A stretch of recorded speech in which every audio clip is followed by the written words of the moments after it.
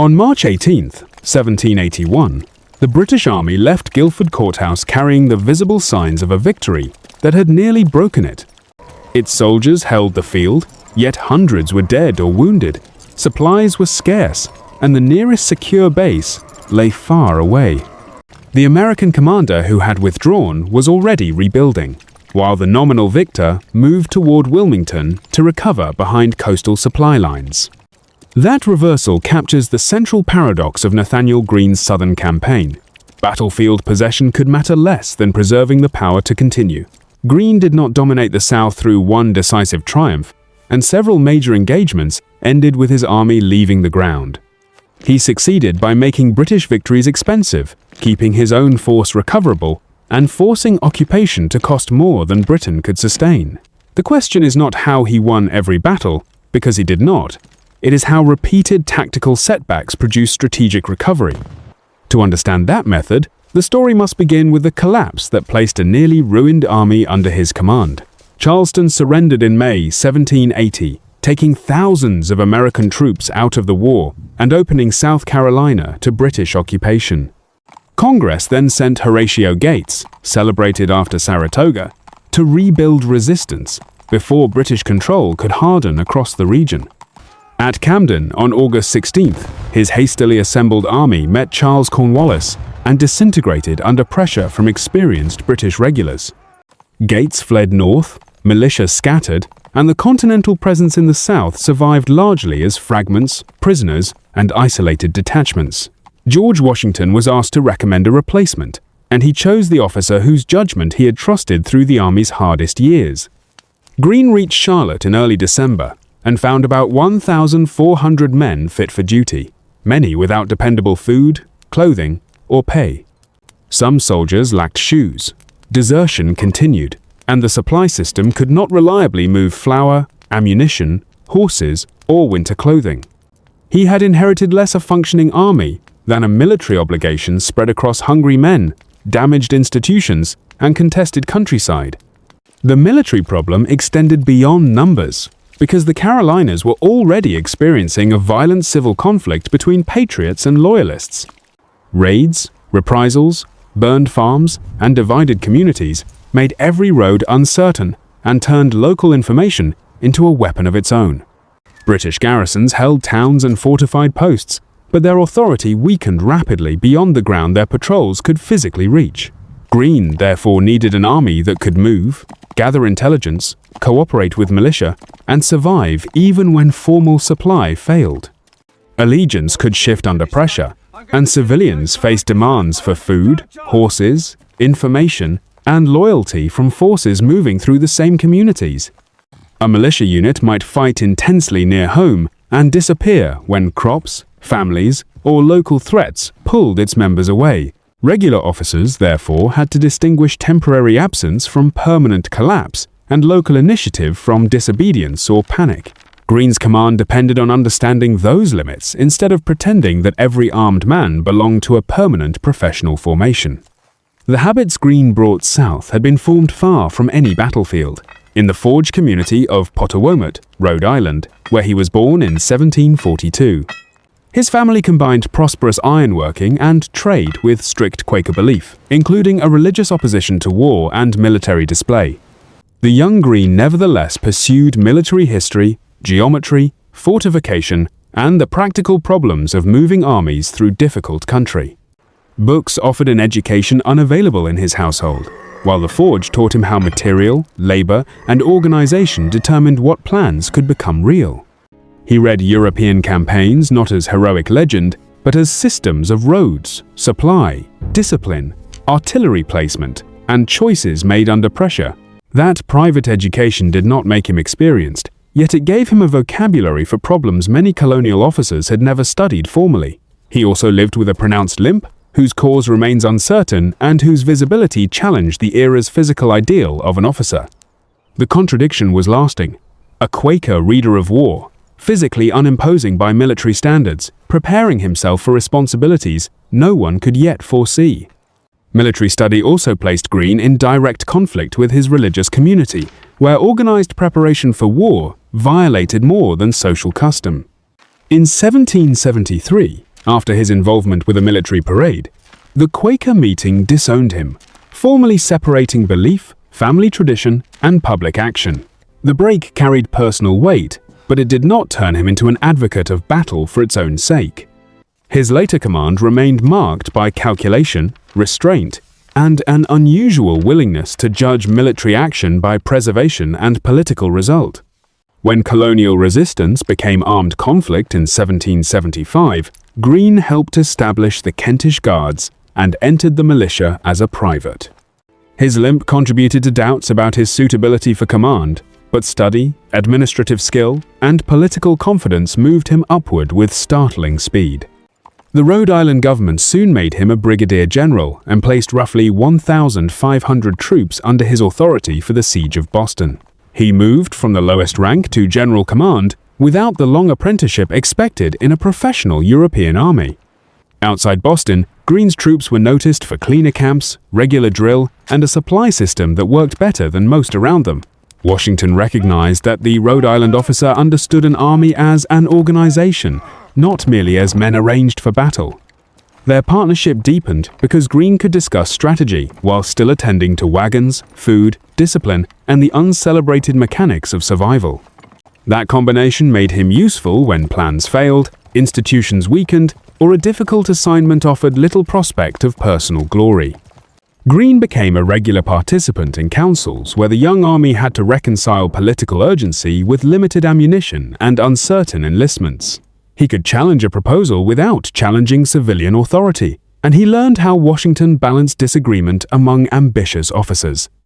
Their trust was practical rather than sentimental, strengthened whenever Greene completed an assignment whose difficulty exceeded its opportunity for fame. By the time the war moved from Boston to New York, Washington regarded him as an officer capable of both independent command and institutional repair. Trust did not protect Greene from error, and his advice to keep Fort Washington contributed to the disastrous loss of that position in November 1776. The garrison was overwhelmed, thousands were captured, and the defeat exposed how quickly confidence could become overcommitment in a collapsing defense. Greene did not erase the failure from his record, he studied it and became increasingly attentive to the danger of losing an army for ground. That lesson would later shape every retreat, river crossing, and battlefield decision he made in the South. Weeks later, during the crossing of the Delaware and the attack on Trenton, Greene commanded one of Washington's principal assault columns. His men advanced through darkness and winter weather, reached the town from the north, and helped secure the victory on December 26. He also served through Princeton, Brandywine, and Germantown, gaining experience in movement, confusion, defeat, recovery, and coordinated attack. Those battles did not make him infallible, but they transformed private study into judgment tested by real armies under extreme strain. The most revealing assignment came at Valley Forge in 1778, when hunger, disease, failed transport, and political weakness threatened the Continental Army's existence. Washington asked Greene to become quartermaster general, responsible for finding, moving, and accounting for the material that kept the army alive. Greene wanted field command and accepted reluctantly, negotiating to preserve his military role while taking on the least glamorous work in the army.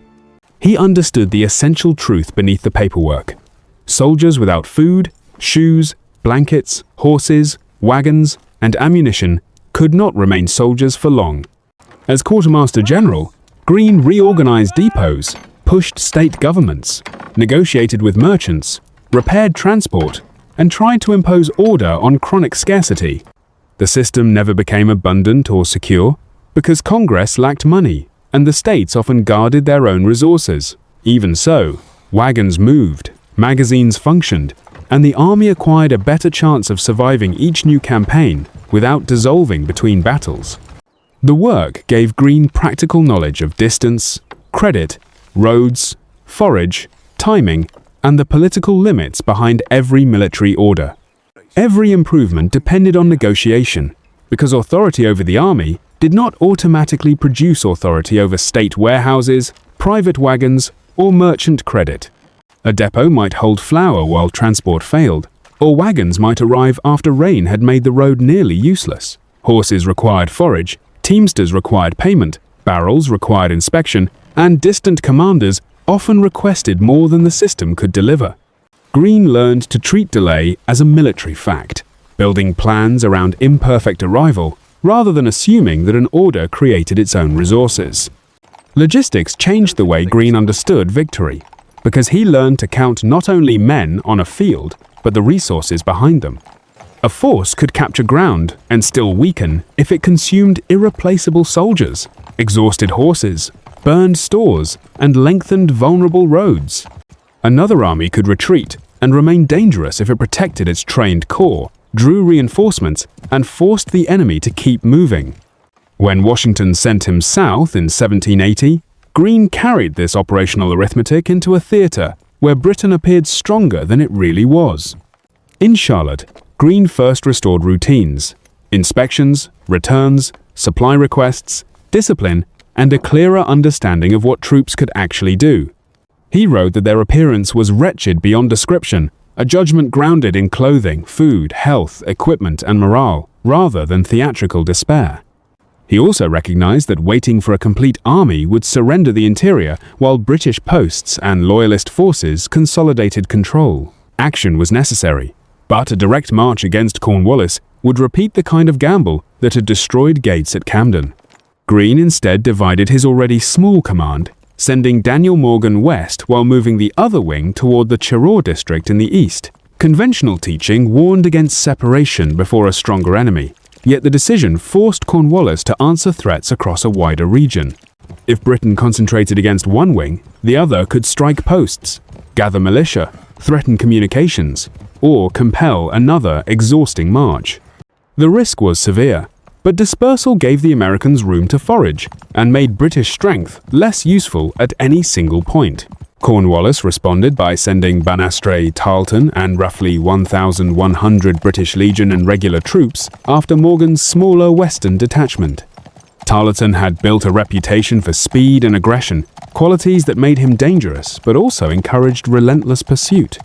Morgan withdrew until he reached open grazing ground called the Cowpens, where roads, local militia, and the approaching enemy created a usable opportunity.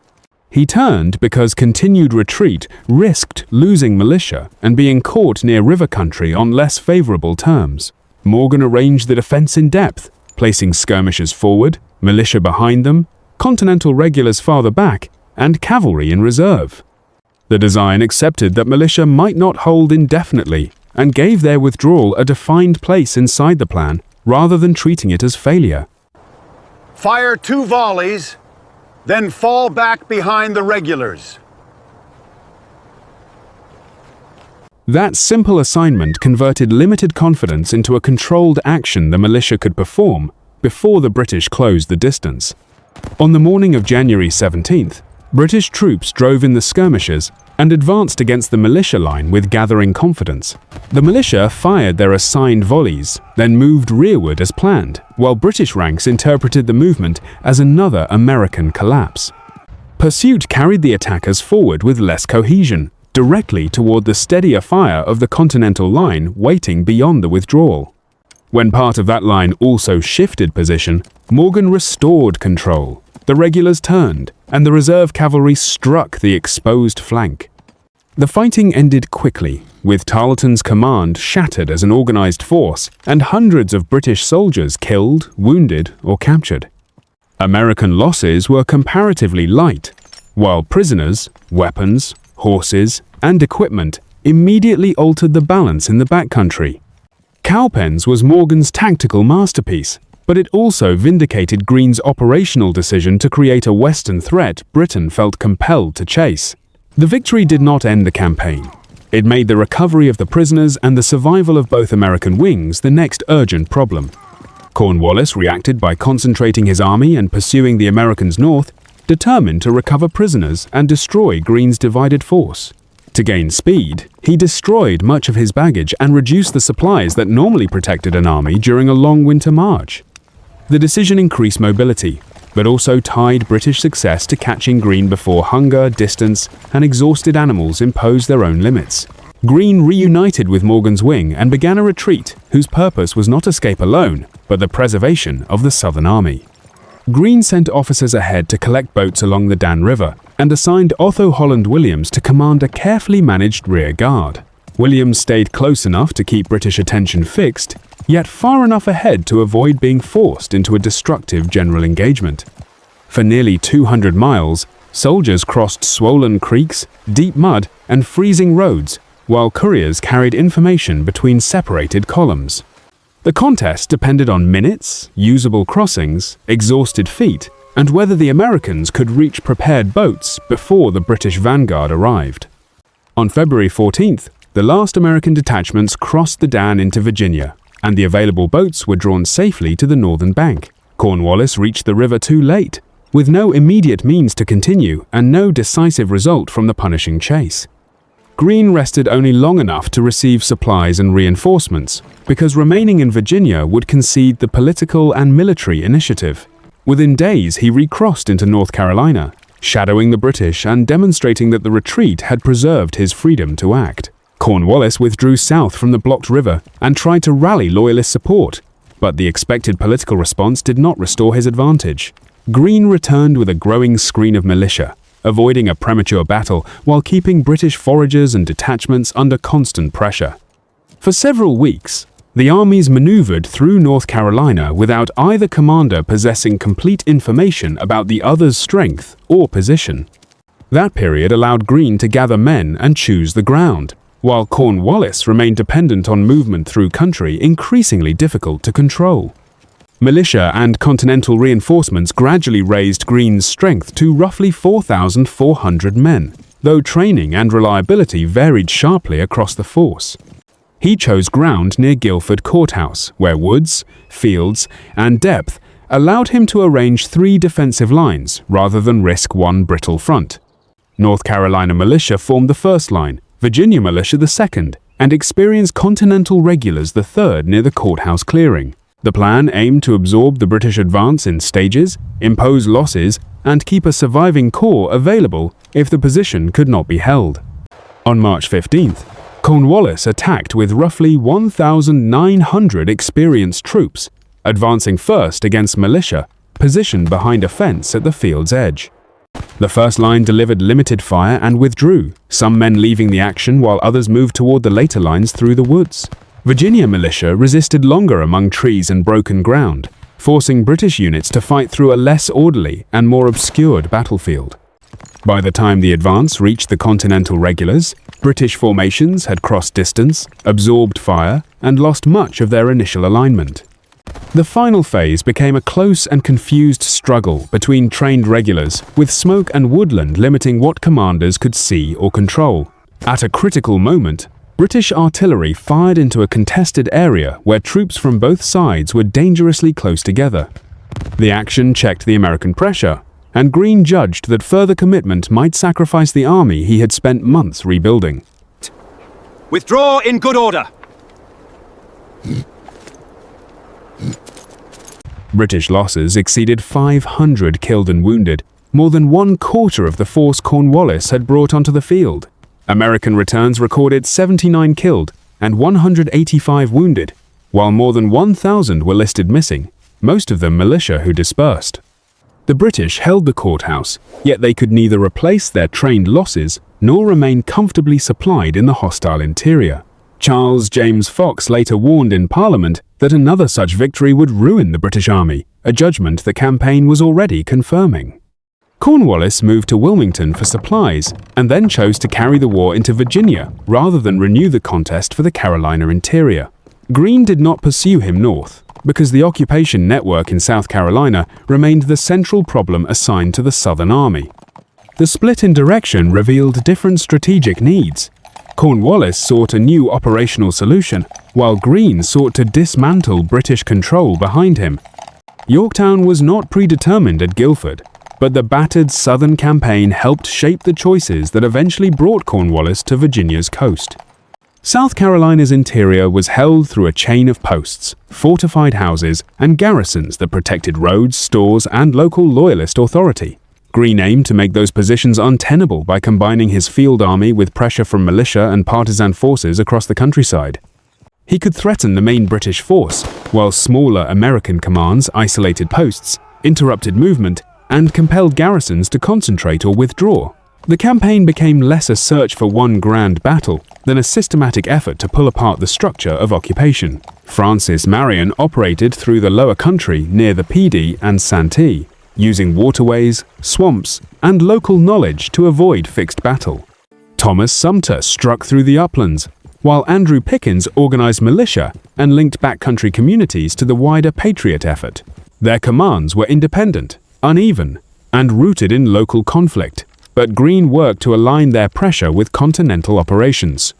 Partisan attacks on couriers, patrols, and supplies made every inland garrison more dependent on roads the British could not completely secure. At Hobkirk's Hill near Camden on April 25th, Greene attacked a smaller British force positioned close to its base. The American advance gained promise, but disorder opened in the line as units maneuvered under fire and British troops counterattacked.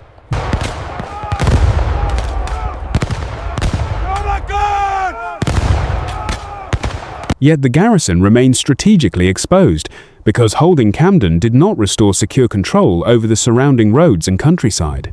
The next major objective was 96, a fortified loyalist post whose earthworks anchored British influence in the western interior.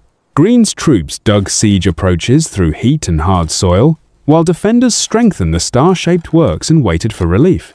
After nearly a month, news of an approaching British column forced Greene to attempt an assault before the siege could be completed. The attack failed to take the position, and he withdrew rather than allow the relief force to trap his army against the fortifications. The British technically retained 96, but soon abandoned it because the interior position could not be supported safely at acceptable cost. Greene brought his exhausted army to the high hills of the Santee, where shade, distance, and a temporary pause allowed recovery. Heat and disease bore heavily on every force in the Low Country, making season and geography as important as battlefield maneuver.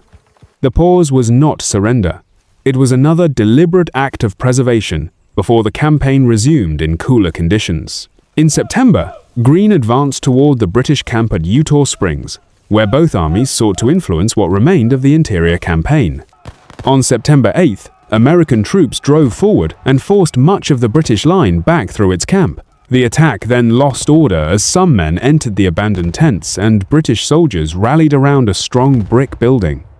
A counterattack checked the Americans, and Greene again pulled his force away rather than spend its remaining strength against a hardened position. Eutaw Springs was fiercely contested rather than a simple victory for either side, and both armies suffered serious losses. The British left the immediate area soon afterward and continued withdrawing toward Charleston, surrendering more of the interior they had tried to hold. By late 1781, British power in South Carolina and Georgia was concentrated mainly around Charleston and Savannah and their supporting coastal zones. Greene had not destroyed the enemy in one encounter, but the occupation of the interior had largely ceased to function. The pattern across the campaign was now unmistakable. Greene's army usually survived its defeats, while British victories consumed strength that could not be replaced locally. American militia could disperse and return, partisans could reappear elsewhere, and continental survivors could absorb reinforcements after an organized retreat. British regulars lost in the interior had crossed an ocean to get there, and every supply movement demanded protection through increasingly hostile country. Greene was trading space, time, and battlefield claims for the gradual failure of Britain's ability to occupy the region. This strategy required discipline after disappointment, because a retreating army could become a defeated mob if officers lost control of roads, stores, and rear guards. Greene repeatedly chose routes, rallying points, and pauses that gave scattered soldiers a place to return and units a structure to recover. He also accepted that local successes by partisans and militia mattered most when they reinforced a wider operational direction. Attrition was therefore not passive waiting. It was a sequence of movements designed to keep American pressure organized while British options narrowed. Meanwhile, Cornwallis's move into Virginia became part of a separate campaign shaped by British command disputes, coastal operations, and the arrival of Allied power. At Yorktown, American and French forces supported by French naval control, trapped his army and forced its surrender in October 1781. Greene did not cause that outcome alone, and Yorktown was never simply the next move after Guilford Courthouse. His campaign mattered because it damaged Cornwallis's army, denied a secure Carolina solution, and helped push British operations toward a more vulnerable theatre. The Southern achievement therefore rests on a distinction between tactical result and strategic purpose, not on the claim that losses were secretly victories. At Guilford, Hobkirk's Hill, 96, and Eutaw Springs, Greene accepted withdrawal when continued fighting threatened the army's future usefulness. He then returned to the same strategic problem from another road, another post, or another concentration of force. Britain repeatedly gained ground it could not convert into durable control, while the American capacity to resist became broader and more coordinated. A more conventional commander might have sought a single decision against Cornwallis before the American army was ready to survive one. Camden had already shown the danger of that approach when an underprepared force met British regulars on terms that favored British discipline. Greene's alternative did not guarantee success, and every division, retreat, or renewed attack carried the possibility of irreversible failure. Its strength lay in matching American limitations to British vulnerabilities: distance, replacement, supply, occupation, and the hostility of the countryside. The same sense of responsibility that preserved the army also damaged Greene's private finances, because public systems often failed to meet immediate military needs. He used personal credit and guaranteed obligations so merchants would continue supplying troops when government payment was delayed or uncertain. After independence, those guarantees returned as debts, while reimbursement moved slowly through institutions that had depended on his willingness to assume risk. The general who had managed scarcity for a national cause entered peace with honor, land grants, and a burdened financial future. Georgia awarded Greene the confiscated Loyalist estate of Mulberry Grove near Savannah, offering a possible route toward financial recovery. He moved his family there in 1785 and attempted to manage unfamiliar plantation agriculture while still carrying obligations from the war. The estate's wealth depended on enslaved labor, a reality inseparable from the post-war Southern economy Greene entered. On June 19, 1786, after becoming ill in the Georgia heat, Greene died at 43, leaving Catherine Greene to confront the debts and household responsibilities. His death exposed how much wartime finance had depended on personal promises that survived after the public emergency ended. Catherine inherited claims she had not created, an estate she had to operate, and a national reputation that could not immediately pay creditors. The eventual settlement acknowledged part of the obligation, but it arrived through the slow machinery that had repeatedly failed the army during the war. Greene's private aftermath thus mirrored his campaign. Public survival had been purchased through risks carried by individuals and settled only later, if at all. Catherine pursued relief and eventually received a congressional settlement, though no later payment could restore the life already spent in service and debt. Mulberry Grove later became associated with Eli Whitney's development of the cotton gin while he lived within the Greene household circle. That invention increased the profitability and expansion of cotton slavery, tying the estate's later history to consequences far beyond Greene's military career. The connection does not complete his story neatly. It places his family inside another transformation that would reshape the American South. Greene's reputation never rested on a single iconic battlefield image comparable to Trenton, Cowpens, or the surrender at Yorktown. His achievement was distributed across inspections, supply requests, divided columns, riverboats, guarded retreats, failed assaults, and repeated returns to the field. That makes the campaign harder to compress into legend, but more revealing as an example of strategy under severe material constraint.